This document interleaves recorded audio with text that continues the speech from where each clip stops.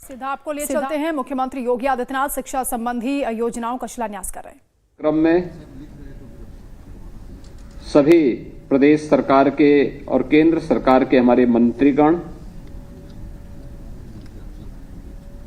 सम्मानित जनप्रतिनिधिगण, बेसिक शिक्षा परिषद से जुड़े हुए सभी अधिकारीगण, सभी सम्मानित शिक्षकगण और उपस्थित बहनों और भाइयों, आज एक साथ लगभग 3,300 करोड़ रुपए की परियोजनाओं के साथ ही बेसिक शिक्षा परिषद अपने कुछ अभिनव कार्यक्रम के साथ उत्तर प्रदेश के भविष्य को सजाने और संवारने के एक नए कार्यक्रम का शुभारंभ करने जा रहा है। बेसिक शिक्षा परिषद के द्वारा आदरणीय प्रधानमंत्री मोदी जी के यशस्वी मार्गदर्शन और तेजस्वी नेतृत्व में प्रदेश सरकार ने गत 8 वर्ष के अंदर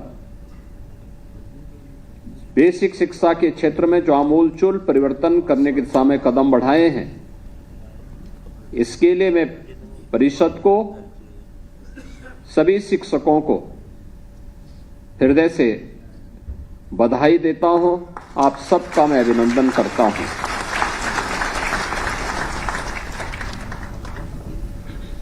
ऑपरेशन कायाकल्प से यात्रा प्रारंभ होती है और आज सीएम कंपोजिट विद्यालय और सीएम अभ्युदय विद्यालय के रूप में शिक्षा के एक नए मॉडल को प्रस्तुत करने के लिए बेसिक शिक्षा परिषद उतावला दिखाई दे रही है। याद करिए वह समय जब विद्यालयों में छात्रों का अभाव था, छात्र छात्राएं नहीं थे, विद्यालय बंद के कगार पर खड़े थे।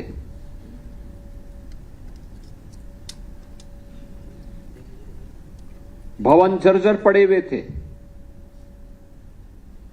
गंदगी हुआ करती थी, अव्यवस्था हुआ करती थी। उन स्थितियों में ये यात्रा प्रारंभ हुई और एक पहल की आवश्यकता थी। प्रदेश सरकार ने, प्रदेश में सरकार बदलते ही पहल प्रारंभ हुई तो उसको नेतृत्व अपने अपने विद्यालय में संबंधित विद्यालयों के प्रधानाचार्यों ने, शिक्षकों ने और उससे जुड़े हुए अन्य जो उनके सहयोगी थे, उन सब ने मिलकर के जो कार्य प्रारंभ किया। आज आप देख सकते हैं कि प्रदेश में लगभग सभी विद्यालय ऑपरेशन कायाकल्प के साथ जुड़ चुके हैं। जो थोड़े बहुत बचे होंगे 2-3%, मुझे लगता है कि इस वर्ष वे भी ऑपरेशन कायाकल्प से आच्छादित हो जाएंगे। स्कूल में ड्रॉप आउट रेट क्यों ज्यादा होता है, क्यों बढ़ता है? जब वहां पठन पाठन का माहौल न हो, जब वहां पे बुनियादी सुविधाएं न हो, बालक बालिकाओं के लिए टॉयलेट की व्यवस्था नहीं, पेयजल की व्यवस्था नहीं, शिक्षक कभी आ रहे हैं कभी नहीं आ रहे हैं, गंदगी हो, खेल कूद की कोई व्यवस्था न हो, उस शुरुआत में उस प्रकार के अनुकूल वातावरण बनाने के लिए जो अभिनव प्रयास होने चाहिए, जब वह नहीं हुए तो हम लोग देखते थे कि एक सामान्य व्यक्ति भी अपने बच्चे को बेसिक शिक्षा परिषद के स्कूल में 2017 के पहले नहीं भेजना चाहता था। और अभी मैं देख रहा था, जब यहां पर मैं विभिन्न विद्यालयों ने जो अभिनव प्रयास किए हैं और उसके परिणाम सामने आए हैं, आप अनुमान करेंगे बेसिक शिक्षा परिषद के स्कूलों में अब 800 और 900 और 1000 और 1200 तक बच्चे हों। यह एक नए परिसरीय विद्यालयों की तस्वीर को दुनिया के सामने रखता है। लोग यही बोलते थे 2017 में कि सब क्या हो रहा है, आप लोग दे तो रहे हैं लेकिन उसका रिजल्ट क्या है। हमने कहा रिजल्ट भी आएगा, रिजल्ट भी आएगा। अभी सरकार आई है, उन बच्चों के भविष्य के साथ खिलवाड़ करने की छूट नहीं मिलनी चाहिए। जिन बच्चों ने पढ़ने के एक लालसा से स्कूल तो गए लेकिन फिर असमय उसको वापस आना पड़ा, फिर जाना उसने बंद कर दिया। अब स्थिति बंद होनी चाहिए। और आज मुझे बताते हुए प्रसन्नता है, इन स्कूलों में छात्र छात्राओं की संख्या बढ़ी है। आज हम सब जब इन सभी रिजल्ट, इस सभी परिणाम को हम देखते हैं तो आज मुझे लगता है कि निपुण आकलन में जो रिजल्ट सामने आए हैं, अनुमान करिए 48,000 से अधिक विद्यालय इसमें सफलतापूर्वक अपने परिणाम के प्रति हम सबको आकर्षित कर रहे हो। याद करिए, पहले हम लोग देखते थे कि भाई स्वाभाविक रूप से जब स्कूल में ना बच्चा आएगा ना शिक्षक आएगा, तो उस समय अक्षर ज्ञान आप 5वीं क्लास के बच्चे से पूछते थे तो वो भी नहीं बता पाता था, उसको भी नहीं पता होता था। लेकिन अब यह क्लास 1 और क्लास 2 के बच्चों से भी अगर आप जानकारी लेंगे तो आपको वहां कुछ अच्छा देखने को मिलेगा, अच्छे परिणाम सामने देखने को मिलेंगे। और मैं तो आज बेसिक शिक्षा परिषद से कहूंगा कि प्रदेश भर के जितने भी बीएड और एमएड के छात्र होंगे, इनको एक सप्ताह के लिए वहां से छुट्टी करवा करके बेसिक शिक्षा परिषद के विद्यालयों में निपुण कार्यक्रम के आंकलन के लिए उन्हें भेजने की आवश्यकता है। उनकी ट्रेनिंग भी होगी फील्ड में, और फील्ड में ट्रेनिंग के साथ साथ वे वहां जाकर के देखें तो क्या हो रहा है और कैसे उनको कार्य करना है।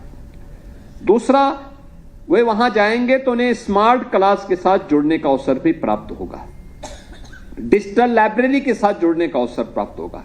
क्योंकि इन्होंने जब पढ़ा था, याद करना है, बीएड या एमएड के जो बच्चे इस समय अध्ययन कर रहे हैं, अपनी डिग्री ले रहे हैं, इन्होंने जब इन स्कूलों में पढ़ा होगा तब यहां बुनियादी सुविधाएं नहीं थी, बालक बालिकाओं के लिए टॉयलेट नहीं रहा होगा, तब वहां पे खेल का मैदान नहीं रहा होगा, तब वहां पे अच्छी फ्लोरिंग नहीं रही होगी, तब फर्नीचर नहीं रहा होगा, तब वहां पे डिजिटल लाइब्रेरी और स्मार्ट क्लास नहीं रही होगी।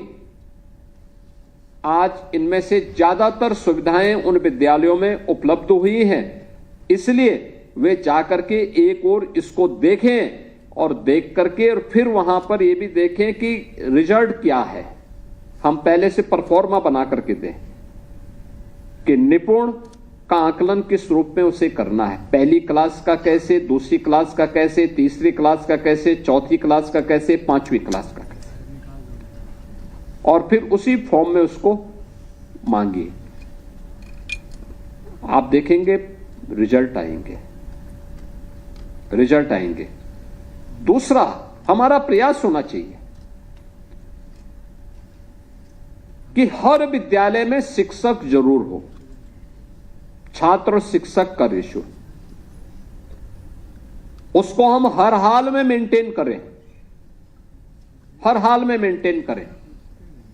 ये बेसिक शिक्षा परिषद जिस दिन इस प्रक्रिया को प्रभावी ढंग से क्रियान्वित करेगा, यहां पे छात्रों की संख्या बढ़ेगी। और मेरा मानना है, मैं बेसिक शिक्षा परिषद से जुड़े हुए सभी शिक्षकों से इस बारे में अपील करूंगा। आप एक शिक्षक हैं, जितनी मेहनत करते हैं, देखिए आप ही के साथ के शिक्षक हैं जिनको आज यहां पे सम्मानित किया जा रहा है, आप ही के साथ के शिक्षक हैं इन्होंने अच्छा किया है, सम्मानित हो रहे हैं। और ये सम्मान एक मंच की एक औपचारिकता होगी, लेकिन उनका सबसे बड़ा सम्मान है जो उनके द्वारा जिन बच्चों को आज प्रशिक्षित किया जा रहा है, जिन बच्चों के भविष्य को समझाने और संवारने का काम हो रहा है। यही बच्चे जीवन भर उन्हें स्मरण करेंगे और अपने उस समय जब वह किसी पद और किसी पोजीशन पर जाएंगे तो उन शिक्षकों का स्मरण उनके मन में सदैव होगा। हमें अपने आप को इस रूप में बनाना है कि आप देश के भविष्य को गढ़ने का काम कर रहे हैं, उसको आगे बढ़ाने का काम कर रहे हैं। और ये महती जिम्मेदारी जो आपके ऊपर है, ईश्वर प्रदत्त जो ये आपके पास एक हथियार है, इसका इस्तेमाल राष्ट्र निर्माण के इस प्रवर्तमान कार्यक्रम के साथ जोड़िए। उसको ऐसे ही मत जाने दीजिए। याद रखना, समय और काल किसी का इंतजार नहीं करता है। जो भी व्यक्ति उसको अनावश्यक जाया करता है और स्वयं काल के प्रवाह का शिकार हो जाता है। हमें काल के प्रवाह का शिकार नहीं होना है, बल्कि इसके अनुरूप उससे 2 कदम आगे चल करके, आगे बढ़ करके जो दायित्व हमारे पास है, उस दायित्व के निर्वहन के लिए अपने आप को तैयार करना है। और आज मुझे प्रसन्नता है कि आज यहां पे हम लोगों ने बेसिक शिक्षा परिषद के उन बच्चों के लिए जिन्होंने अपना एनरोलमेंट करा चुके हैं, उन बच्चों के लिए 2 uniform, bag, books, bag, shoes, sweater, इन सब के लिए 1200 रुपए की डीबीटी के माध्यम से उन तक भेजने की तैयारी हुई है। एक साथ भेजा गया है। आप याद करिए, हमने जब आंकलन किया था, ये सभी चीजें हम अगर उन बच्चों को उपलब्ध कराते हैं, ड्रेस है, स्वेटर है, स्कूल बैग है, जूता मोजा है, स्टेशनरी है, तो हम लोगों ने जब आंकलन किया था तो हम लोगों ने देखा कि इस पे कुल खर्च होता है लगभग 900 से 1000 रुपया। फिर ये हुआ कि भाई इसमें थोड़ा सा और धनराशि बढ़ा करके देंगे तो आसानी से और भी अच्छा ले सकते हैं। उसको बढ़ा करके 1200 रुपया किया गया। और अब बेसिक शिक्षा परिषद के हर बच्चे के लिए सुविधा उपलब्ध करवाई गई है। और आज डीबीटी के माध्यम से ये पैसा उन बच्चों के अकाउंट में यहां पे हस्तांतरित किया गया है। मैं इसके लिए उन सभी अभिभावकों को, सभी शिक्षकों को हृदय से बधाई दूंगा जिन बच्चों के लिए धनराशि जा चुकी है। जो बच्चे जुलाई में अपना नामांकन कराएंगे, उसका तत्काल आप वहां से नामांकन करवा करके अगर यहां भेजेंगे तो उसका पैसा भी जुलाई में फिर यहां से बेसिक शिक्षा परिषद से उनका पैसा धनराशि चला जाए।